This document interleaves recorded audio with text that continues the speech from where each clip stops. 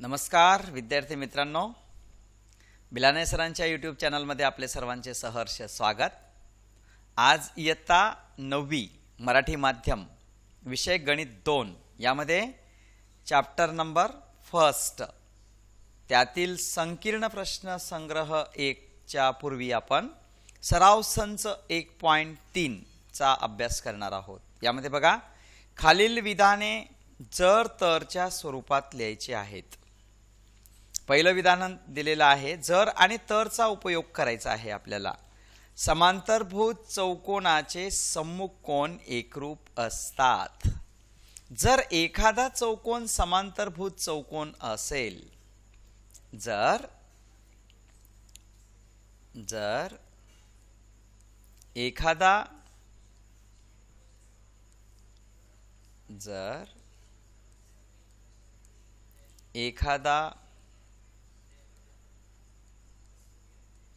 चौकोन, मित्रांनो चौकोन दिलेला आहे ना, म्हणून चौकोन, जर एखादा चौकोन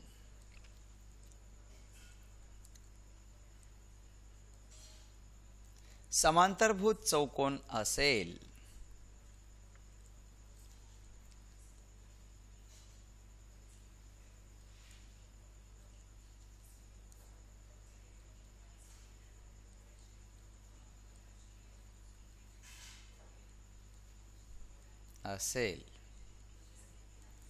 तर त्या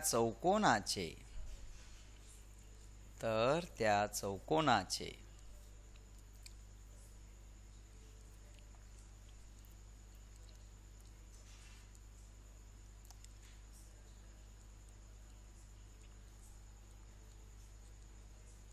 सम्मुख कोन एकरूप असतात।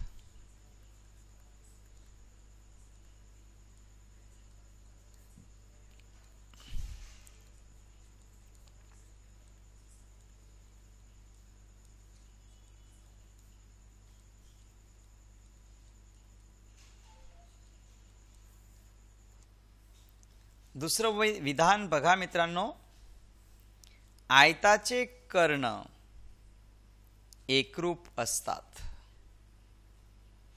त्या वरील एक्झाम्पल सारखंच आपल्याला इथं पण जर तरचा उपयोग करायचा आहे।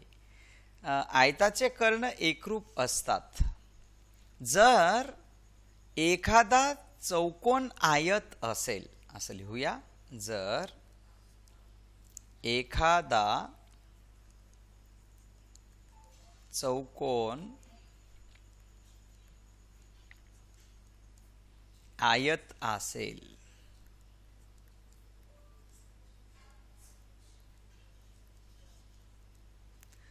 तर त्या चौकोनाचे कर्ण एकरूप असतात।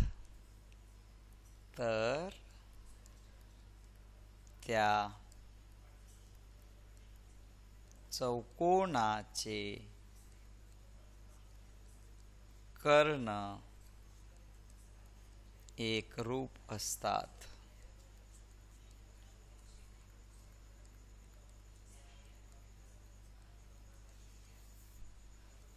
आता तिसऱ्या प्रश्नाला सोडवणार। समद्विभुज त्रिकोणात शिरोबिंदू व पायाचा मध्यबिंदू यांना जोडणारा रेषाखंड पायाला लंब असतो। जर एखादा त्रिकोण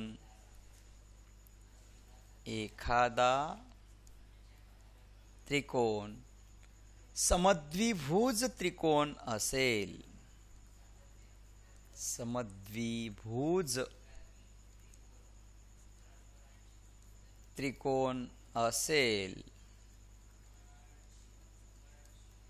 तर त्या त्रिकोणाचा शिरोबिंदू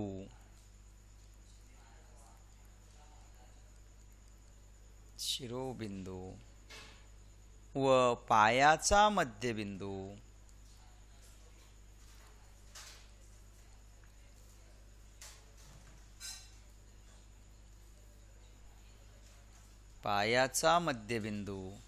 यांना जोडणारा रेषाखंड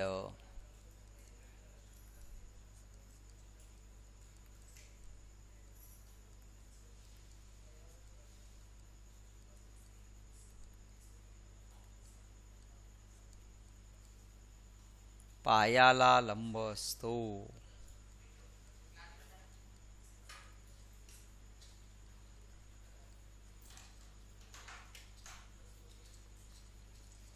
अशा पद्धतीने आपल्याला उत्तर लिहिता येईल.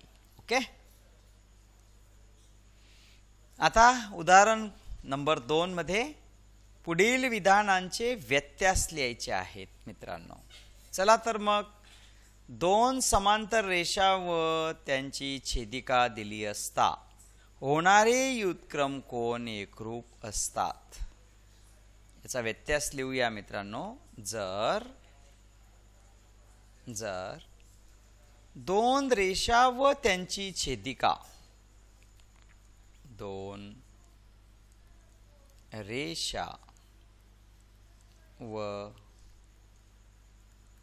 त्यांची छेदिका दिली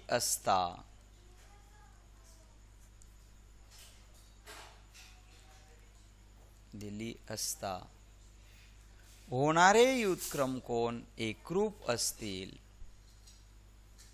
होणारे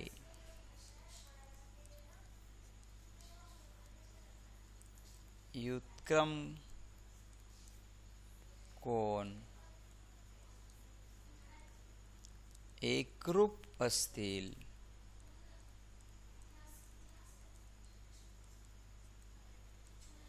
तर त्या दोन रेषा समांतर असतात. तर त्या दोन रेषा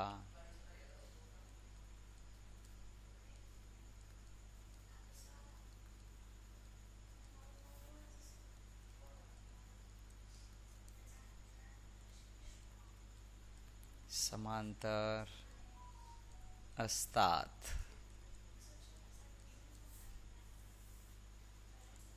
मित्रांनो, आता उदाहरण दुसरं सोडवणार. दोन रेषांना एका छेदिकेने छेदल्यावर होणाऱ्या अंतरकोनांची एक जोडी पूरक असेल तर त्या रेषा समांतर असतात. चला मग दोन समांतर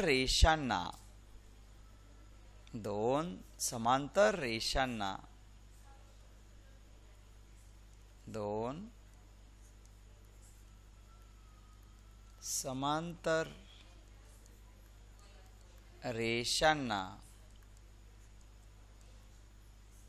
एका छेदिकेने छेदले असता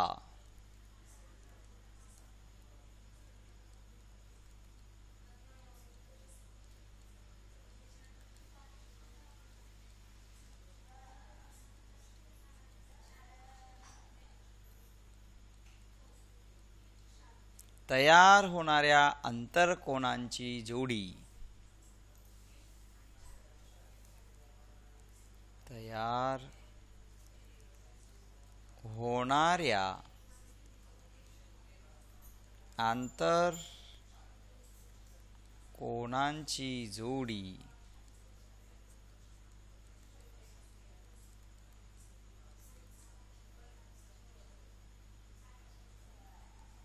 पूरक असते.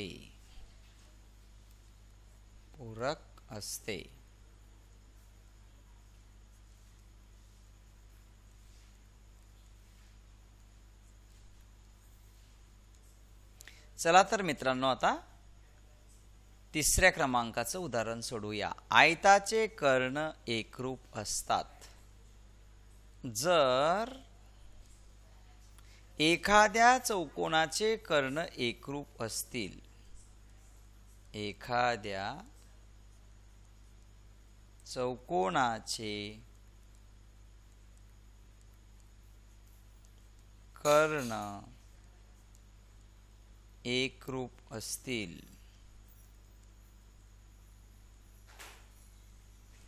एखाद्या चौकोनाचे कर्ण एकरूप असतील तर तो चौकोन आयत असतो. तर तो चौकोन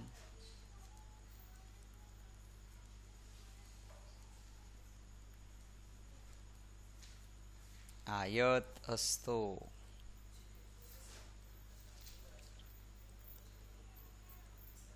अशा पद्धतीनं आपल्याला दिलेल्या विधानांचे व्यत्यास लिहिता येतील. मित्रांनो, व्हिडिओ जर खरंच आवडला असेल तर लाईक करा आणि नवनवीन व्हिडिओच्या नोटिफिकेशन्स आपल्यापर्यंत पोहोचण्यासाठी सबस्क्राईब करा. आणि आपल्याला जर खरोखर काही अडचणी असतील तर कमेंट बॉक्समध्ये कमेंट करा. थँक्यू. चला तर मित्रांनो, आपल्याला आता एका महत्त्वाच्या प्रमेयाचा स्टडी करायचा आहे. व्हेरी IMP प्रमेय आहे, थेरम आहे. दोन रेषा एकमेकींना छेदल्यास होणारे परस्पर विरुद्ध कोन समान मापाचे असतात. आता बघा, या ठिकाणी आपल्याला एवढं स्टेटमेंट परीक्षेमध्ये दिलेलं असेल की दोन रेषा एकमेकींना छेदल्यास होणारे परस्पर विरुद्ध कोन समान मापाचे असतात. म्हणजे दोन रेषा परस्परांना छेदतात हे आपल्याला दिलेलं आहे आणि त्यांच्यापासून तयार होणारे जे विरुद्ध कोन आहेत ते समान मापाचे असतात हे आपल्याला साध्य करायचं आहे. चला तर मग मित्रांनो, आपण या थेरमचा व्यवस्थितपणे अभ्यास करूया. दोन रेषा परस्परांना छेदल्यास तयार होणारे विरुद्ध कोन एकरूप असतात हे आपल्याला दाखवायचं आहे. यासाठी आपल्याला पक्ष लिहिता येईल मित्रांनो की रेषा AB व रेषा CD परस्परांना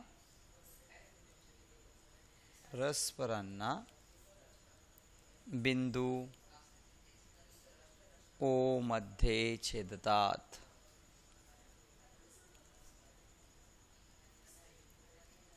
हे पक्ष म्हणून आपल्याला लिहिता येईल. जसं की सच दॅट म्हणूया आपण AOB are collinear and COD are collinear. आणि साध्य करायचं आहे मित्रांनो, आपल्याला या ठिकाणी साध्य करायचं आहे की अँगल, एक नंबरचं साध्य घेऊ आपण. Angle AOD is equal to angle BOC. आणि दुसरं स्टेटमेंट आपल्याला करता येईल मित्रांनो. दुसरा अँगल हा घेऊ आपण डबल अंडरलाईन वाला. म्हणजे angle AOC is equal to angle BOD. बरोबर. चला मग मित्रांनो, आता सिद्धता आपण या ठिकाणी कशी करणार तर सिद्धतेमध्ये आपण गिव्हन लिहितो. आधी गिव्हनमध्ये पहिली गोष्ट की लाईन AB व लाईन CD बिंदू O मध्ये छेदतात. बरोबर, O मध्ये छेदतात. आणि म्हणून आपल्याला या ठिकाणी अँगल AOC घेऊ आपण. एक मिनटं, AOD आपल्याला घ्यायचा आहे. AOD हा अँगल दिसतोय तुम्हाला मित्रांनो, मी ग्रीन कलरचा दाखवलेला आहे. अँगल AOD प्लस अँगल दुसरा घेऊ आपण, त्याची जोड हात घेऊ. ओके, याचं नाव लिहिता येईल आपल्याला AOC. Angle AOC is equal to 180 degree. Equation number 1 देणार, कारण लिनियर पेअर ऑफ अँगल्स म्हणजे रेषीय जोडीतील कोन. रेषीय जोडीतील कोन. बरोबर मित्रांनो. त्याच्यानंतर दुसरी पेअर घेऊ आपण. Angle AOC plus angle BOC घेऊ आपण. हा angle BOC. Angle BOC is equal to 180 degree. याला पण 2 नंबर देऊ. रिझन तेच येणार मित्रांनो. रेषीय जोडीतील कोन. रेषीय जोडीतील कोन. बरोबर. रेषीय जोडीतील कोनांच्या मापांची बेरीज 180 अंश असते. बरोबर. आता इक्वेशन 1 आणि 2 चं निरीक्षण करा. RHS म्हणजे उजवी बाजू इक्वेशन 1 ची आणि इक्वेशन 2 ची सारखी आहे, म्हणून समीकरण 1 व 2 वरून असं लिहिता येईल मित्रांनो.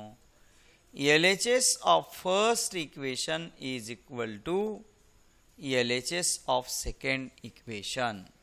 म्हणजे डावी बाजू इक्वेशन 1 ची आणि डावी बाजू इक्वेशन 2 ची आपल्याला ह्या ठिकाणी सारखी दाखवावी लागेल.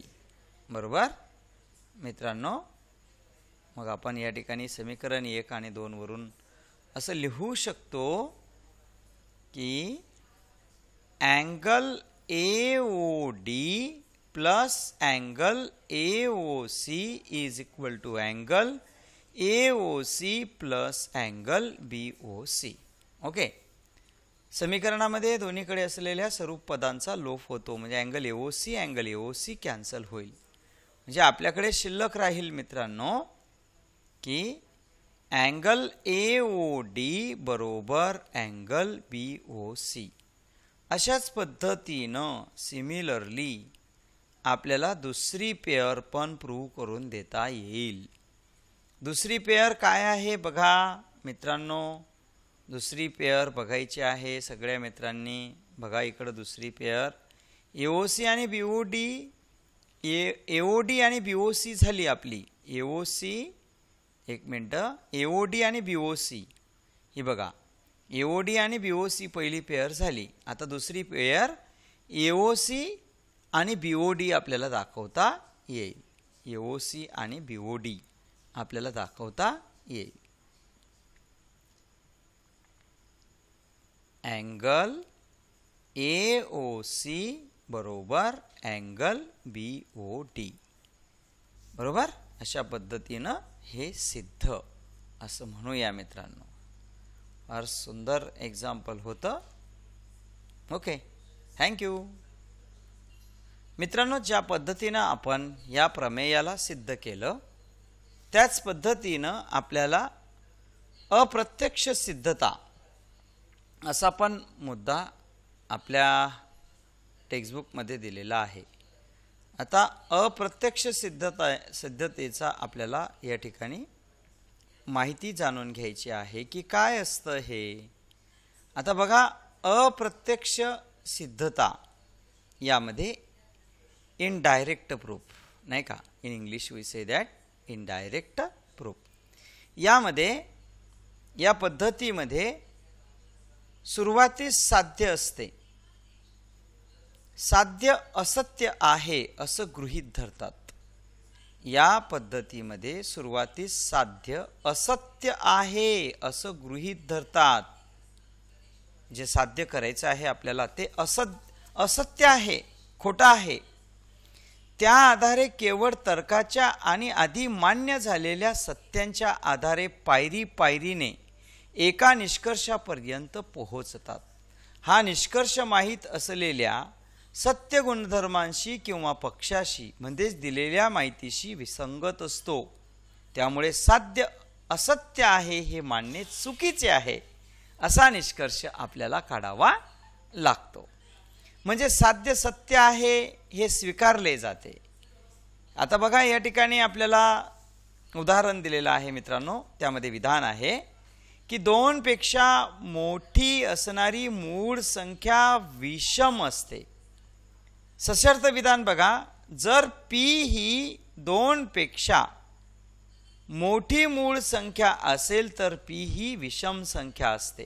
त्याचा पक्ष P ही 2 पेक्षा मोठी मूळ संख्या आहे म्हणजेच P चे 1 व P हे 2च विभाजक आहेत. सध्य P ही विषम संख्या आहे. सिद्धता मग आपल्याला या पद्धतीनं करावी लागेल मित्रांनो की पी ही विषम संख्या नाही असं आपल्याला मानावं लागेल, बरोबर? म्हणजेच विषम नाही म्हणजेच ती सम आहे. मग 2 हा पी चा विभाजक आहे, इक्वेशन 1. पण पी ही 2 पेक्षा मोठी मूळ संख्या दिलेली आहे पक्षामध्ये. पी चे 1 व पी हे 2च विभाजक आहेत. याला इक्वेशन नंबर 2 देऊ. आता 1 आणि 2 चं निरीक्षण करा. इक्वेशन 1 समीकरण 1 आणि 2 चं निरीक्षण करा की 1 व 2 हे पक्षाशी विसंगत आहेत. पक्ष म्हणतो की पी ही 2 पेक्षा मोठी मूळ संख्या दिलेली आहे आणि आपलं जे स्टेटमेंट आहे ते पक्षाशी विसंगती दाखवत आहे, म्हणूनच मानलेले विधान चुकीचं आहे. म्हणजे पी ही 2 पेक्षा मोठी मूळ संख्या असेल तर ती संख्या विषम आहे हे सिद्ध होते. विद्यार्थी मित्रांनो, आता आपण संकीर्ण प्रश्न संग्रह 1 ला सुरुवात करूया. या प्रश्न संग्रहामध्ये आपल्याला बघा पहिला प्रश्न दिलेला आहे, प्रत्येक रेषाखंडाला किती मध्यबिंदू असतात. आता बघा समजा आपण एक रेषाखंड घेतला मित्रांनो, AB हा रेषाखंड घेतला आणि याची लांबी समजा 10 सेंटीमीटर आहे, तर मध्यबिंदू बरोबर 5 वरच येणार. म्हणजे मध्यबिंदू जर आपण M दाखवला तर तो 5 वर येणार आणि दुसरा सेगमेंट M पासून B पर्यंत हे पण अंतर 5च येणार. लक्षात घ्या मित्रांनो, म्हणजे प्रत्येक रेषाखंडाला फक्त एक आणि एकच मध्यबिंदू असतो. चला दुसरा प्रश्न बघूया. 2 भिन्न रेषा परस्परांना छेदतात. पहिली रेषा आणि ही दुसरी रेषा परस्परांना, 2 भिन्न रेषा परस्परांना छेदतात तेव्हा त्यांच्या छेदसंचात किती बिंदू असतात. या छेदसंचामध्ये फक्त एक आणि एकच बिंदू असतो, म्हणजे ऑप्शन सी मित्रांनो. नेक्स्ट प्रश्न बघा, 3 भिन्न बिंदूंना समाविष्ट करणाऱ्या किती रेषा असतात. 3 भिन्न बिंदू, 1, 2 आणि 3. 3 बिंदू असे पण असू शकतात, हे पण भिन्नच आहेत. हे केस सेकंड मध्ये बघा आणि केस फर्स्ट मध्ये ते आपण नैक रेषीय बिंदू घेतले. मग एक रेषा ही दुसरी आणि ही तिसरी, म्हणजे 3 पण असू शकतात आणि एक सुद्धा असू शकते. बघा एकाच रेषेत हे समाविष्ट झालेत, म्हणजे एक पण, म्हणजेच ऑप्शन सी त्याचं उत्तर राहील. आता जसा तिसरा झाला तसा चौथा प्रश्न. बिंदू ए चा निर्देशक -2 आहे. बिंदू, आता समजा आपण इथं ए घेऊ, इथं बी घेऊ. ओके, बिंदू ए चा निर्देशक -2 आहे, बी चा निर्देशक 5 आहे, तर distance from A to B is equal to bigger coordinate minus smaller coordinate. 5 minus 2 असं येणार मित्रांनो, म्हणजे 5 plus 2 म्हणजे 7. याचंही ऑप्शन सीच येणार. लक्षात घ्या, ट्राय टू अंडरस्टँड. पाचवा प्रश्न बघा मित्रांनो की P Q R are collinear. मग distance from P to Q, समजा आपण या ठिकाणी पी घेतला, इथं क्यू घेतला आणि इथं आर घेतला. P to Q आहे 2, P to R आहे आपला 10 आणि Q to R किती. ओके, म्हणजे मित्रांनो या ठिकाणी आपल्याला PQ plus QR is equal to PR. आता PQ आहे 2, QR काढायचा आहे आणि PR आहे 10. 2 ला शिफ्ट करा, म्हणजेच QR बरोबर 10 - 2 म्हणजेच 8.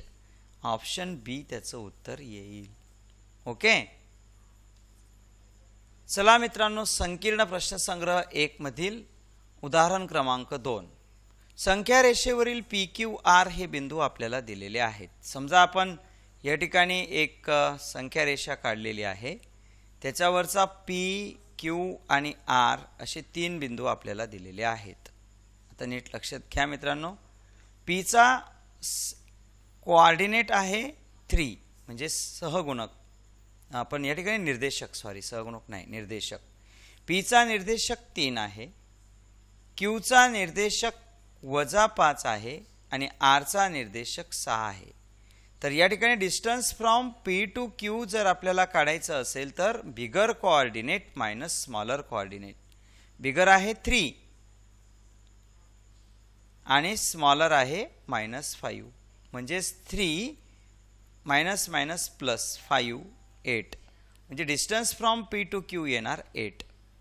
त्याच पद्धतीने distance from Q to R पण आपण काढून घेऊया. मग कसं काढणार मित्रांनो Q to R? Bigger coordinate minus smaller coordinate 6 minus 5 म्हणजे 6 मायनस मायनस प्लस 5 म्हणजेच 11 हे येणार मित्रांनो 11. आता distance from P to R काढून घेऊ. Distance from P to R is equal to bigger coordinate minus smaller coordinate. आता पी आर बघा 6 मायनस 3 म्हणजेच 3. ओके, तर पी टू आर येणार 3. आता या सगळ्या व्हॅल्यूज आपल्याला माहीत आहेत मित्रांनो. नीट लक्षात घ्या तुम्ही. या ठिकाणी महत्त्वाचा बेसिक कॉन्सेप्ट यावरून आपल्याला लक्षात घ्यायचं आहे की पी क्यूची लेंथ आपल्याला माहिती आहे 8, क्यू आरची लेंथ आपल्याला माहीत आहे की 11 आहे मित्रांनो. प्लीज 11 आहे आणि पी आर पण आपल्याला माहिती आहे 3. मग आता आपण या ठिकाणी LHS ची बेरीज करूया. बरोबर. LHS आपल्याला काय दिलेला आहे मित्रांनो? LHS बरोबर distance from P to Q plus distance from Q to R. आता पी क्यूची व्हॅल्यू आहे 8, क्यू आरची व्हॅल्यू आहे 11 म्हणजे ही आली 19 आणि हे इक्वेशन फर्स्ट आलं LHSचं. ओके, असे RHS बरोबर distance from P to R म्हणजे पी आर आपला आलेला आहे 3. इक्वेशन 2 निरीक्षण करा. RHS याचा इक्वेशन 1चा 19 आहे, 2चा 3च आहे म्हणजे इक्वल नाही. म्हणजेच दिलेलं जे विधान आहे हे विधान असत्य आहे मित्रांनो. ओके, हे तुम्हाला लक्षात घ्यायचं आहे. चला दुसरं गणित सोडवू मित्रांनो आपण. या उदाहरणामध्ये LHS आहे distance from P to R plus distance from R to Q. यांची दोघांची सम करायची आहे. चला LHS आहे मित्रांनो. पी आरची व्हॅल्यू आहे आपल्याकडे 3, आर क्यूची व्हॅल्यू आहे आपल्याकडे बघा इथं बघायचं आहे. हा IMP टेबल आहे मित्रांनो. आर क्यू म्हणजेच क्यू आर आहे आपल्याकडे 11 म्हणजे हे आलेले आहेत 14. ओके, आता RHS बघा. RHS बरोबर पी क्यू आणि पी क्यूची व्हॅल्यू किती आहे 8 म्हणजे या ठिकाणी सुद्धा LHS is not equal to RHS. हे इक्वल आलेच नाहीत मित्रांनो. कारण LHS ची व्हॅल्यू इक्वेशन 1 मध्ये 14 आहे, RHS ची व्हॅल्यू इक्वेशन 2 मध्ये 8 आहे आणि ही व्हॅल्यू नीट जर तुम्ही निरीक्षण केलं तर ती सारखी नाही. बरोबर. आणि म्हणून मित्रांनो हे पण विधान असत्य आहे. हे विधान असत्य आहे.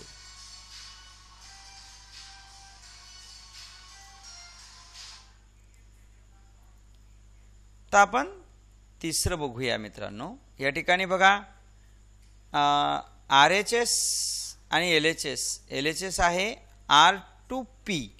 R to P म्हणजेच PR 3 आहे. P to Q 8 आहे.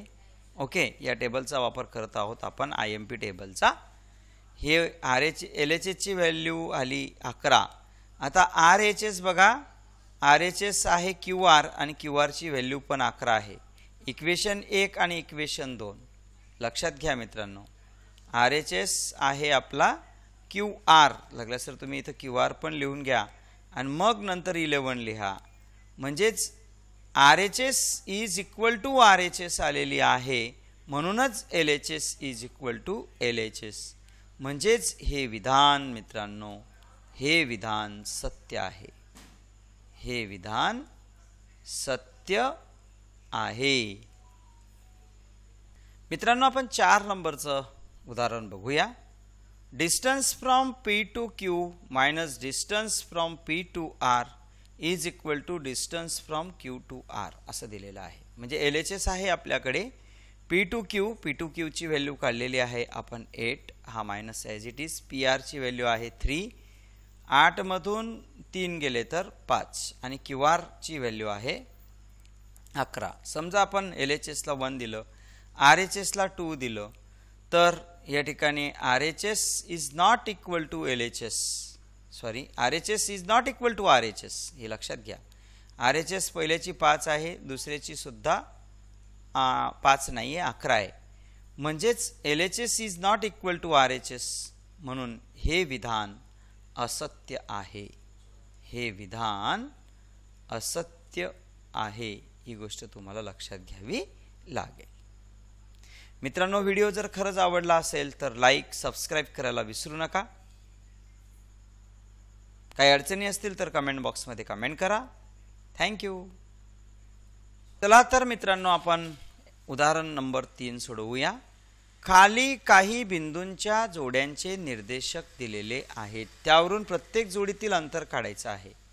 मित्रांनो, आपल्याला ज्या वेळेस बिंदूंचे निर्देशक दिलेले असतील आणि त्यांचं अंतर जर आपल्याला काढायचं असेल तर आपण या ठिकाणी समजा या फर्स्ट पॉइंटला ए चा निर्देशक म्हणूया आणि दुसऱ्या नंबरला बी चा निर्देशक म्हणूया. आणि distance from A to B is equal to bigger number minus smaller number, म्हणजे 6 मायनस 3 इज इक्वल टू 3 अशा पद्धतीने काढता येईल. दुसरं गणित बघा मित्रांनो, याचा A चा निर्देशक -9, B चा निर्देशक समजा -1, तर distance from A to B is equal to bigger number minus smaller number. आता -1 वर फक्त 1 रुपया कर्ज आहे आणि B वर 9 रुपये कर्ज आहे, म्हणून आपण बिगर नंबर -1 आहे. या ठिकाणी याचं सिम्प्लिफिकेशन -1 वजा अधिक 9, म्हणजे उत्तर आलेलं आहे आपलं 9 मधून 1 गेला तर 8. तिसरं गणित बघा मित्रांनो, A चा निर्देशक -4 आहे आणि B चा निर्देशक 5 आहे. समजा की distance from A to B is equal to bigger coordinate minus smaller coordinate. तर यामध्ये बिगर कोऑर्डिनेट 5 आहे आणि स्मॉलर कोऑर्डिनेट -4 आहे. बरोबर मित्रांनो, नीट लक्षात घ्या. म्हणजे 5 minus minus plus 4 is equal to 9. आता 4 नंबरचं गणित बघा. पहिला A चा निर्देशक आहे आणि दुसरा B चा, म्हणजेच distance from A to B is equal to bigger coordinate minus smaller coordinate.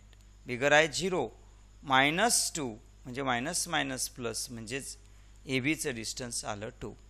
अशाच पद्धतीनं मित्रांनो, हा A आहे आणि हा B आहे. बरोबर, म्हणजेच तुम्ही नीट लक्षात घ्यायचं आहे की या ठिकाणी distance from A to B is equal to x plus 3 हा मोठा नंबर आहे, मायनस x मायनस 3 हा छोटा नंबर आहे. बरोबर, मग x प्लस 3 हा प्लस आहे मित्रांनो, तो होईल -x मायनस होईल +3. ओके, या ठिकाणी +x minus x get cancel, म्हणजे आपला आन्सर येणार आहे मित्रांनो या ठिकाणी 6. ओके, आता नेक्स्ट एक्झाम्पल बघा 6 नंबरचं. Distance from point A to B assume करूया की याला A आणि याला B. आता बिगर नंबर आहे -25 मायनस स्मॉलर नंबर आहे -47, म्हणजे या ठिकाणी -25 प्लस 47. सबट्रॅक्शन करा, 7 मधून 5 गेले तर 2 आणि हे 2 लक्षात घ्या मित्रांनो. तर 7 नंबरचं गणित बघा. याचा A कोऑर्डिनेट 80, B चा coordinate -85. Distance from A to B is equal to bigger coordinate minus smaller coordinate, म्हणजे 80 मायनस -85 म्हणजे मायनस मायनस प्लस. 8 2 जा 16 म्हणजे 165. चला तर मित्रांनो, आपण आता संकीर्ण प्रश्न संग्रह 1 मधील 4थ्या क्रमांकाचं गणित सोडवणार. यामध्ये संख्या रेषेवर P बिंदूचा निर्देशक -7 आहे. तर P पासून 8 एकक अंतरावर असणाऱ्या बिंदूचे निर्देशक लिहा. आता P पासून 8 अंतरावर उजव्या बाजूला की डाव्या बाजूला? डाव्या बाजूसाठी आपण केस फर्स्ट कन्सिडर करूया आणि उजव्या बाजूसाठी आपण केस सेकंड कन्सिडर करूया. उजवी बाजू म्हणूया, डावी बाजू आणि उजवी बाजू. ओके, P पासून ही आहे उजवी बाजू आणि फिगर क्रमांक 1 मध्ये P पासून ही आहे डावी बाजू. ओके फ्रेंड्स, आता तुम्हाला एक गोष्ट माहीत असली पाहिजे की संख्या रेषा काढल्याबरोबर 0, 1, 2 नेहमी उजव्याकडचा अंक हा डाव्याकडच्या अंकापेक्षा मोठा असतो. ही गोष्ट तुम्हाला लक्षात घ्यायची आहे. उजवीकडचा अंक मोठा असतो आणि डावीकडचा अंक त्या मानाने छोटा असतो. मग असं कन्सिडर करूया आपण की P च्या डाव्या बाजूला A हा बिंदू आहे आणि त्याचा निर्देशक x आहे, म्हणजे तो P पेक्षा छोटा आहे. म्हणजे distance from point A to P is equal to bigger coordinate minus smaller coordinate. Bigger coordinate राहील -7 आणि स्मॉलर कोऑर्डिनेट राहील x, म्हणजेच -7 - x. आणि AP हे डिस्टन्स आपल्याला 8 दिलेला आहे मित्रांनो, म्हणजे 7 ला शिफ्ट करा. 8 + 7 इज इक्वल टू -x, म्हणजेच x इज इक्वल टू आलेला आहे 15 -x इज इक्वल टू 15. परंतु इंग्लिश लेटर कधीही निगेटिव्ह नसतं, म्हणून x इज इक्वल टू -15. म्हणजे A चा निर्देशक हा डाव्या बाजूला -15 राहील. आता उजव्या बाजूला काय असेल बघूया. Distance from point P to B is equal to, उजव्या बाजूचा x हा मोठा आहे, मायनस सूत्रातला -7, bigger coordinate minus smaller coordinate. आता putting the given values, PB 8 distance आपल्याला दिलेला आहे, x + 7 x ची व्हॅल्यू काढायची आहे, 7 ला शिफ्ट करणार, तो मायनस होणार, म्हणजेच x is equal to 8 - 7, x ची व्हॅल्यू आलेली आहे 1. जेव्हा पॉइंट B हा उजव्या बाजूला 8 एकक अंतरावर असेल तेव्हा त्याचा निर्देशक x इज इक्वल टू 1 राहील. आणि जेव्हा P च्या डाव्या बाजूला A हा पॉइंट राहील तेव्हा त्याचा निर्देशक हा x चा निर्देशक -15 राहील. फायनली लिहायचं मित्रांनो, इष्ट बिंदूचे निर्देशक, इष्ट जो बिंदू राहील आपला मित्रांनो, इष्ट बिंदूचे निर्देशक लिहिता येतील आपल्याला. इष्ट बिंदूचे निर्देशक -15 व 1 आहे. चला तर मित्रांनो, आता आपण संकीर्ण प्रश्न संग्रह 1 मधील 5व्या क्रमांकाचा गणिताचा अभ्यास करणार. यामध्ये एक्झाम्पल नंबर 1 मध्ये जर ABC कोलिनियर आपल्याला दिलेला आहे, कोलिनियरची फिगर काढलेली आहे आपण या ठिकाणी, ABC आर कोलिनियर. आणि यामध्ये A पासून तर C पर्यंतचं अंतर दिलेलं आहे 17, बरोबर. A पासून तर C पर्यंतचं अंतर आपल्याला 17 दिलेलं आहे. आणि B पासून तर C पर्यंतचं अंतर आपल्याला 6.5 दिलेलं आहे.